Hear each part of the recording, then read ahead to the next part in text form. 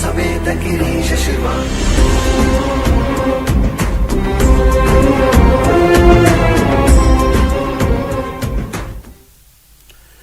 शिव का दिव्य लोक। नमस्कार, स्वागत है आपका। मैं हूं आपके साथ सुमित गुप्ता। प्रधानमंत्री नरेंद्र मोदी आज उज्जैन में महाकाल लोक यानी महाकाल कॉरिडोर राष्ट्र को समर्पित करेंगे। 900 मीटर से ज्यादा लंबा महाकाल लोक कॉरिडोर पुरानी रुद्र सागर झील के चारों ओर फैला हुआ है। उज्जैन स्थित विश्व प्रसिद्ध महाकालेश्वर मंदिर पुनर्विकास योजना के तहत रुद्र सागर झील को पुनर्जीवित किया गया है। देश के 12 ज्योतिर्लिंगों में से एक महाकालेश्वर मंदिर में स्थापित है और यहां देश विदेश से बड़ी संख्या में श्रद्धालु आते हैं। प्रधानमंत्री मोदी 856 करोड़ रुपए के महाकालेश्वर मंदिर गलियारा विकास परियोजना के पहले चरण का उद्घाटन करेंगे। पहले चरण में महाकाल लोक को 316 करोड़ रुपए में विकसित किया गया है। गलियारे के लिए 2 भव्य एंट्री गेट, नंदी द्वार और पिनाकी द्वार बनाए गए हैं। ये गलियारा मंदिर के मेन गेट तक जाता है। महाकाल मंदिर के लिए बने नए कॉरिडोर में 108 स्तंभ बनाए गए हैं। 910 मीटर का पूरा महाकाल मंदिर इन स्तंभों पर टिका होगा।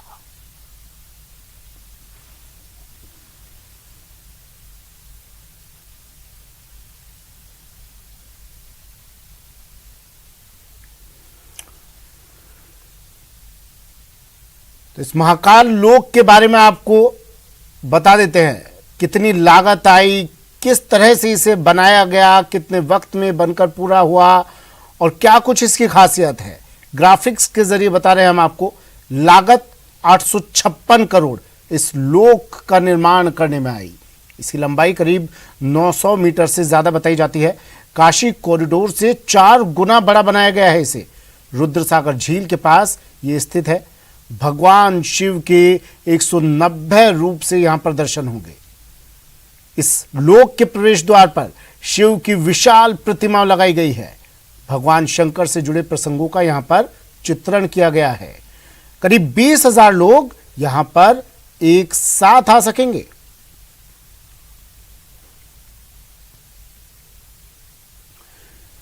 सभी को इंतजार है लोकार्पण का।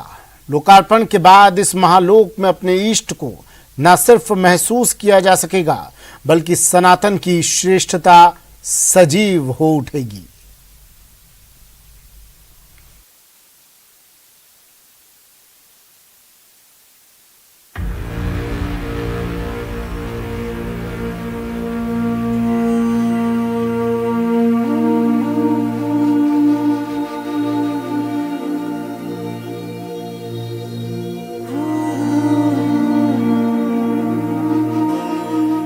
शिव के काल स्वरूप महाकाल और उनका लोक,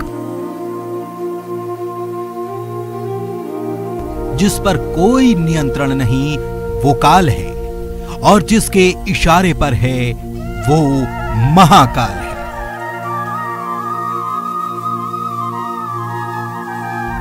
मृत्यु जिसका श्रृंगार है, उसकी सृष्टि अपार है।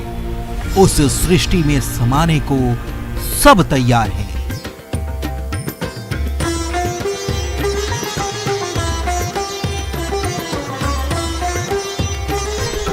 जिसकी आदि न अंत, वो सनातन, और जो इस अनंत में स्थायी है वो शिव। महाकाल का महालोक कई मायनों में खास है। कल्पना से निर्माण तक ये पत्थर खास है। अयोध्या के राम मंदिर में जो पत्थर लगे हैं, उन्हीं पत्थरों से बना है पूरी दुनिया का अनोखा महाकाल लोक। राजस्थान के बंसी पहाड़पुर से ये पत्थर लाए गए हैं। अयोध्या के राम मंदिर के अलावा दिल्ली के अक्षरधाम मंदिर में नक्काशी की गई है। साथ ही संसद, दिल्ली का लाल किला और इस्कॉन के ज्यादातर मंदिर, आगरा का लाल किला, भरतपुर के गंगा मंदिर, लक्ष्मण मंदिर, जयपुर का विधानसभा भवन समेत विदेशों में कई विशाल मंदिरों के निर्माण में यही जादुई पत्थर इस्तेमाल हुआ है। इसी पत्थर से तैयार है शिव की महिमा का प्रतीक। इसके अलावा खास है दीवारों पर 132 फीट लंबे म्यूरल यानी भित्ति चित्र। दावा है कि किसी एक विषय पर बनाए गए ये देश में सबसे लंबे म्यूरल हैं। इन पर शिव विवाह को उकेरकर साकार किया गया है। म्यूरल को बनाने में 9 महीने का वक्त लगा है और करीब 50 कारीगरों ने इसे बनाया है।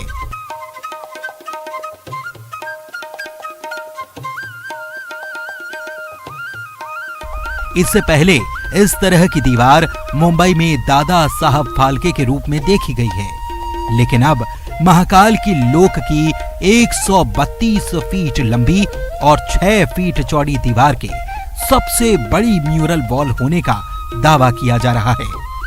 राजस्थान से मंगवाए गए म्यूरल पत्थर की खासियत है कि ये 5000 साल तक चमकता रहता है और पानी पड़ने पर इस पत्थर की चमक और ज्यादा बढ़ती है। आमतौर पर इस तरह पानी पड़ने से निर्माण खराब ही होते देखे गए हैं।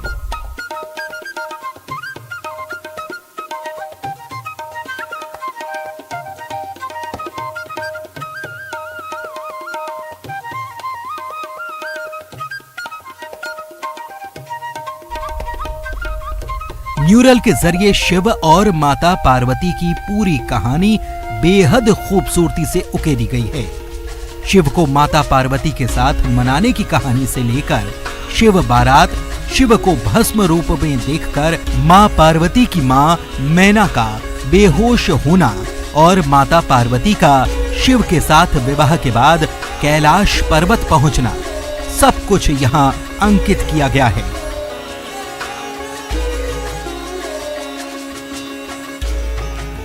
प्रोजेक्ट से जुड़े लोगों का दावा है कि किसी एक विषय पर इतना लंबा बनाया गया ये सबसे बड़ा म्यूरल है और इसकी लागत है करीब 45 करोड़ रुपए। माता पार्वती और शिव के अलावा 108 पिलर के अलावा करीब 200 मूर्तियां हैं जिनके जरिए सनातन संस्कार को आकार दिया गया है।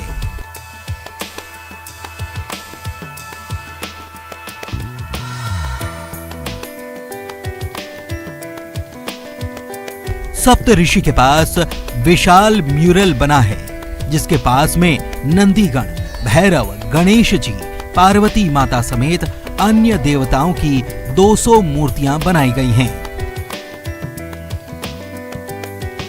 80 से अधिक म्यूरल भगवान शिव से जुड़े प्रसंगों को साकार करते हैं। करीब 10 टन जादुई पत्थर इस पूरे निर्माण में लगा है।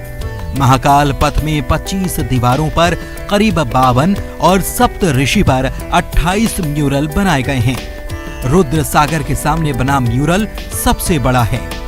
महाकाल का महालोक अपनी तरह का अद्वितीय है। कल्पना को साकार करने की कोशिश सरीखा है ये लोक, जिसके अंदर जाने के लिए देश दुनिया के भक्त बेसब्री से इंतजार कर रहे हैं।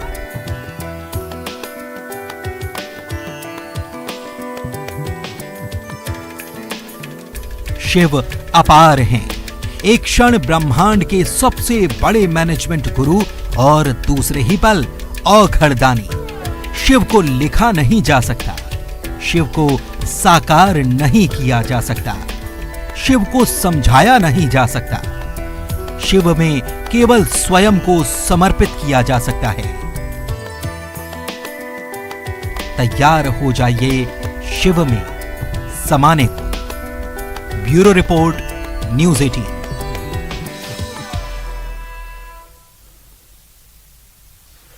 उज्जैन का महाकाल कॉरिडोर बेहद खूबसूरत है, जहां कॉरिडोर पर चलते हुए श्रद्धालुओं को महाकाल के अद्भुत रूपों के दर्शन तो होंगे ही, साथ ही शिव महिमा और शिव पार्वती विवाह की गाथा भी देखने और सुनने को मिलेगी। उज्जैन से संवाददाता यतेंद्र शर्मा की देखिए ये रिपोर्ट। मेरे पीछे देख सकते हैं, ये बहुत प्रसिद्ध घटना जो कैलाश पर्वत जो रावण जब कैलाश पर्वत उठाया था उस समय उस घटना को इसके द्वारा दिखाया गया है। और जब रावण ने ये कैलाश पर्वत को उठाया तो भगवान शंकर माँ पार्वती के साथ वहाँ पर ध्यान मग्न थे। और जब रावण ने जब उठाने की कोशिश की, आप देख सकते हैं दशानन 10 सिर और 10 भुजाओं के साथ जब कैलाश पर्वत को उठाया तो भगवान शंकर का ध्यान थोड़ा भंग हुआ, जिसके बाद जो भगवान शंकर ने पैर के अंगूठे को ऐसा दबाया कि दशानन रावण रसातल में जाने लगा। तब शिव जी देवी पार्वती के साथ हंसते हुए प्रसन्न मुद्रा में दिखाई दिया। आप देख सकते हैं उनके साथ माँ पार्वती के साथ साथ भगवान गणेश और भगवान कार्तिकेय भी दिखाई दे रहे हैं, और एक तरफ शेर और एक तरफ नंदी को भी इसमें दिखाया गया है। और जो रुदन जब अंगूठे से जब इस कैलाश पर्वत को दबाया भगवान शंकर ने तो रावण का रुदन काफ़ी तेज आवाज में रावण ने रुदन किया, यानी कि रावण की चीख निकल गई और रावण रसातल में जाने लगा। तभी से दशानन को रावण कहा जाने लगा। ये इस तरह की घटना, ये पौराणिक कथाओं में इसका वर्णन काफी मिलता है। भारत के मुख्य न्यायाधीश उदय उमेश ललित ने अपने उत्तराधिकारी के रूप में न्यायमूर्ति डी.वाई. चंद्रचूड़ के नाम की सिफारिश की है। सुप्रीम कोर्ट के न्यायाधीशों की एक बैठक में उनके नाम की सिफारिश करना तय किया गया था।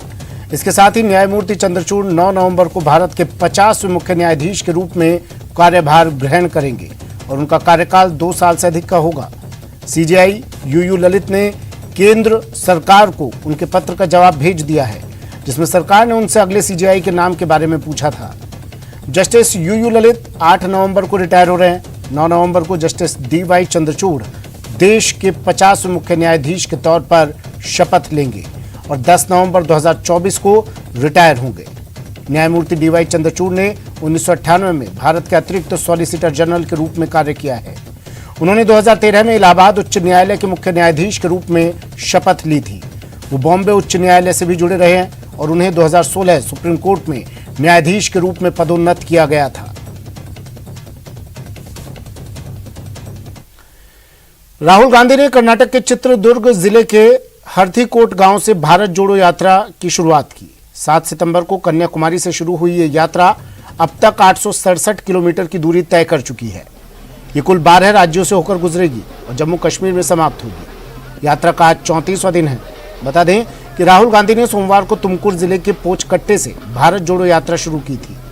इस यात्रा को शुरू हुए 1 महीने से ज्यादा का समय हो गया है। वहीं कुछ दिन पहले कांग्रेस के अंतरिम अध्यक्ष सोनिया गांधी भी भारत जोड़ो यात्रा में शामिल हुई थी।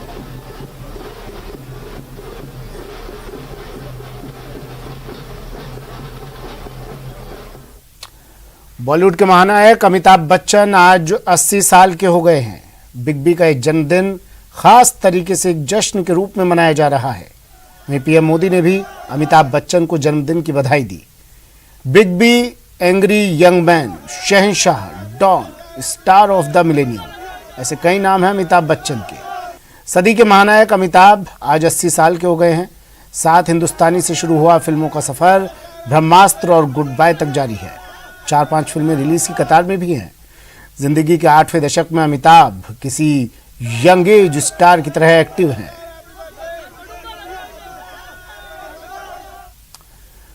असम के धेमाजी में बाढ़ की स्थिति लगातार बनी हुई है। लगभग 200 परिवार बाढ़ से प्रभावित है। फसलों को नुकसान पहुंचा है। कई ग्रामीणों को अपना घर छोड़कर सुरक्षित स्थानों पर जाना पड़ा है। ये तस्वीरें देखिए।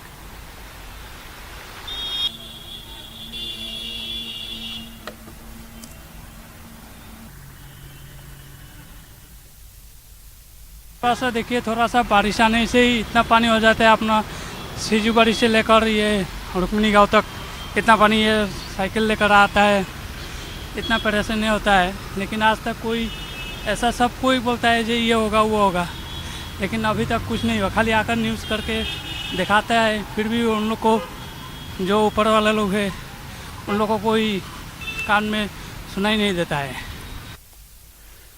बेंगलुरु में भारी बारिश की वजह से मंगलवार को कर्नाटक के 10 जिलों के लिए येलो अलर्ट जारी किया गया है। भारत मौसम विज्ञान ने आगे भी बारिश की संभावना जताई है। आईएमडी ने कहा कि अगले 2 दिनों तक 20 जिलों में गरज के साथ बौछारें भी पड़ेंगी। हालांकि राज्य के तटीय क्षेत्र के लिए ऐसी कोई चेतावनी जारी नहीं की गई। अनुमान लगाया जा रहा है कि मौसम कुछ और दिनों तक बना रहेगा। वहीं कर्नाटक के हुबली शहर में भारी बारिश के बाद सड़कों पर जलभराव देखा गया।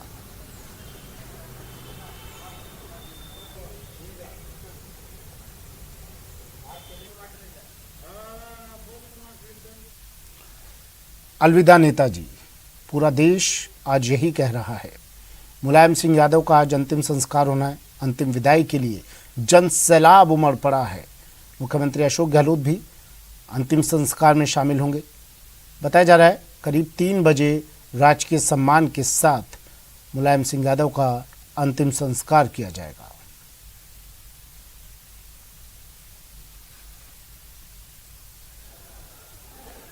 समाजवादी पार्टी के संस्थापक मुलायम सिंह यादव का अंतिम संस्कार आज यूपी के सैफई में किया जाएगा। अंतिम संस्कार में रक्षा मंत्री, लोकसभा अध्यक्ष ओम बिरला सहित कई राज्यों के मुख्यमंत्री शामिल होंगे। नेताजी के अंतिम दर्शन के लिए 1 लाख से ज़्यादा लोग पहुंचे हैं। अभी उनकी पार्थिव देह को आखिरी विदाई के लिए यहां के मेला ग्राउंड ले जाया गया है।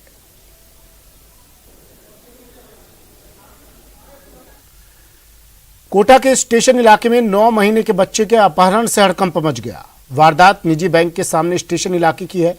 एक परिवार का 9 माह का बालक अचानक गायब हो गया। सूचना के बाद हड़कंप मच गया और परिजनों ने पुलिस में शिकायत दी। पुलिस ने आसपास की सीसीटीवी फुटेज खंगाले तो जानकारी में आया कि बच्चे को एक नाबालिग बालक और बालिका उठाकर ले जा रहे हैं। फिलहाल इस मामले में बच्चे के बारे में कोई सुराग हाथ नहीं लग पाया। वहीं भीमगंज मंडी थाना पुलिस पूरे मामले की जांच कर रही है।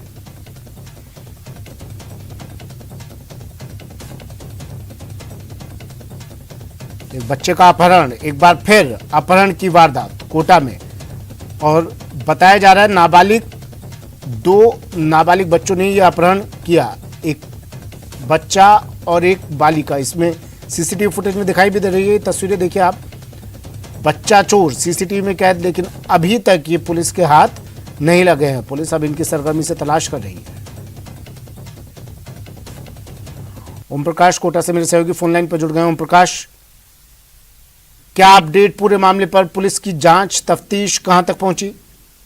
जी, भीमगंज मंडी थाना पुलिस का कहना है कि अलग अलग टीमें गठित की गई है। सवाई माधोपुर सहित आसपास के जिलों में टीमें भेजी गई है, लेकिन फिलहाल ये कहा जा सकता है कि बच्चे के बारे में कोई सुराग हाथ नहीं लग पाया है। और परिजनों का एक तरफ से रो रो का बुरा हाल हो रहा है, लेकिन नाबालिग जो बच्चे हैं जिन्होंने वारदात को अंजाम दिया था, उनके बारे में कोई सुराग हाथ नहीं लग पाया। लेकिन पुलिस का ऐसा मानना है कि जिस रास्ते से वो गए हैं संभवत सवाई माधोपुर की ओर वो जा सकते हैं। इसलिए जो सीआई है जितेंद्र शेखावत, उनके नेतृत्व में टीम जो है वहां सवाई माधोपुर गई है, जबकि कई और टीमें आसपास के जिलों सहित क्षेत्र के अलग अलग इलाकों में संभावित ठिकानों पर दबिश देकर तलाश करने का प्रयास किया जा रहा है। लेकिन दिन दहाड़े हुई इस वारदात के बाद कई पुलिस के अपराध नियंत्रण के दावों पर कई बड़े सवाल खड़े हो रहे हैं। और सबसे बड़ी बात है कि कौन ऐसा शातिर दिमाग का व्यक्ति होगा जिन्होंने बच्चों के मार्फत इस तरह की वारदात को अंजाम दिलवाया होगा। क्योंकि जो नाबालिग बच्चे जिन्होंने वारदात को अंजाम दिया, बच्चे के अपहरण की वारदात को अंजाम दिया, चुराने की वारदात को अंजाम दिया था, वो शायद इतने शातिर दिमाग के नहीं हो सकते हैं कि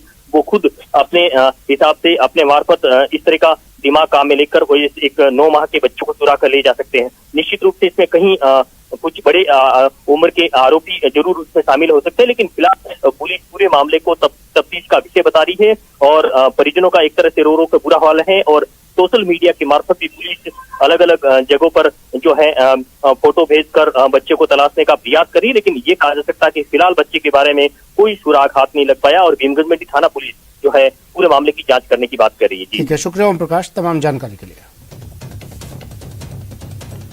खबर बाड़मेर से। बाड़मेर में एक अजीबोगरीब वाकया सामने आया, जहां बेटे के अंतिम संस्कार को लेकर माता पिता दोनों आमने सामने आ गए। मां बेटे को अपने पीहर ले जाकर अंतिम संस्कार करने पर भिड़ गई, तो पिता अपने घर ले जाकर बेटे का अंतिम संस्कार करना चाहते हैं।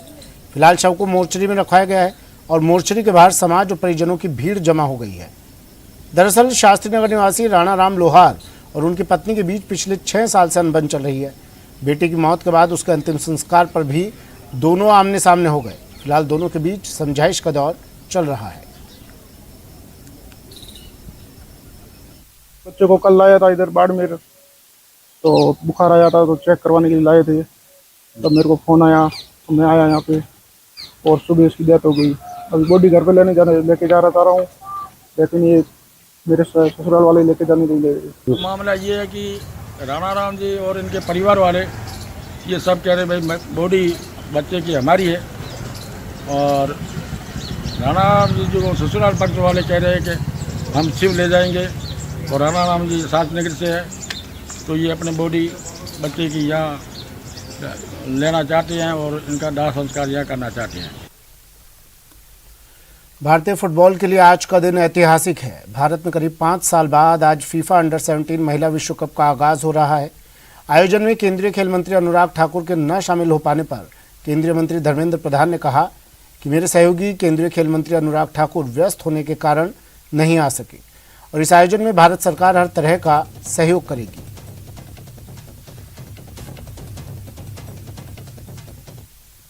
I welcome you in India on behalf of my colleague, Sports Minister Mr. Anurag Thakur. Due to his preoccupation, he could not come today, but my dear friend Nishit Paramanik represents Sports Ministry, and the senior officials from both the ministry, we welcome you in India. We appreciate your Football for School program with the collaboration of FIFA, UNESCO and your local partner AIFF. Government of India would like to cooperate you any kind of help, any kind of infrastructure cooperation